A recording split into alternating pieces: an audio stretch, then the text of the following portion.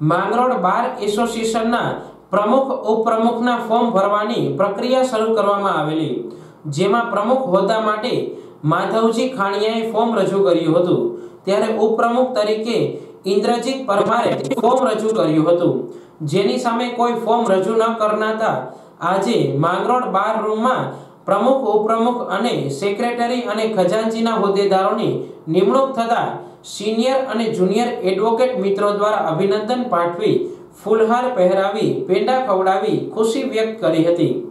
માંગરોળ વકીલ મંડળના નવા હોદ્દેદારોની ચૂંટણીમાં પ્રમુખ તરીકે એડવોકેટ માધવજી ખાણીયાની ફરી પસંદગી કરાઈ છે। ઇન્દ્રજીત પરમાર ઉપપ્રમુખ, Yakub Kalavaj secretary, Arif Maheda joint secretary અને જયંતિ કાથડ ખજાનચી તરીકે બિનહરીફ થયા હતા। આજરોજ માંગરોળ બાર એસોસિએશનની 22/12/2023ના રોજ છે એ ચૂંટણી નીમવામાં આવેલી। આ અન્વયે છે એ ચૂંટણી કમિશનરની નિમણૂક કરેલ।